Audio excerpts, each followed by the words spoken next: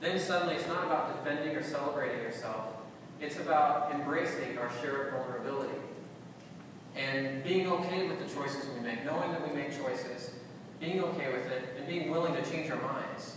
So that then the fragmentation doesn't look like fragmentation. It looks like people who have made other choices, and thank goodness they did, because that provides diversity of opinion, creates a possibility of growth and learning. So fragmentation instead looks like a space where we can invite connections, meet people who have different expertise than we have. Complexity doesn't look like complexity. It looks like a symphony that we can join in, that we can be a part of. The loss of certainty, meaning, and power simply doesn't happen because we're a part of something. We're part of the symphony of making the world. And instead, it becomes a space where we celebrate the actual and pursue the possible, which to me is the heart of wonder, which is to say that we are celebrating what is. We're in awe of what is. We live in amazing times, but you also think it could be better, and we can do better. And that really reframes what whatever is all about. It's not just like whatever. It becomes anything is possible. And this, you might say, is a virtuous cycle. Do I have a few minutes, or I need to stop? Go. Okay. So I want to end with one more example. So this last example, again, returns to the metaphor of music. This is Eric Whitaker. A lot of people have probably seen this. Yeah. But I've done a little bit of a mashup here to make a point. So Eric Whitaker has gathered all these people. He records himself conducting. He's composed this piece, and he's the conductor here. And 185 people from 12 countries have joined in from all over the world to sing along. And again, I want you to think about this metaphorically. Think of them all as kids or students, finding their voice and finding the courage to share that voice with others. And of course, what happens is this layering effect where the single voice is actually made better by what's around it.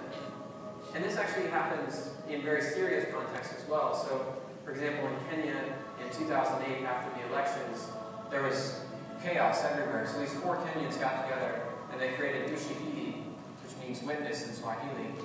And that allowed people with ordinary cell phones to contribute information about what was happening on the ground. And then they could receive information based on where they were at as well. And this essentially made 45,000 citizen reporters in a space where old media had broken down.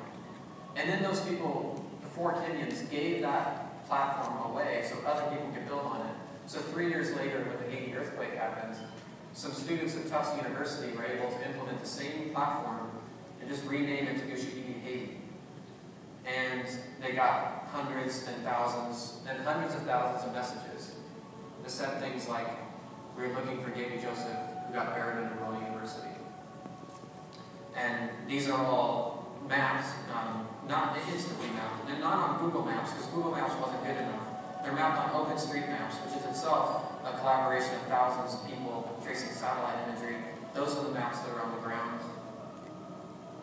And you can see what Clark Craig at the Marine Corps had to say about it. He said, "It's saving lives every day. I wish I had time to document every example, but there are too many. I say with confidence that there are hundreds of these kinds of success stories. The Marine Corps is using your project every second of the day to get aid and assistance to the people that need it most."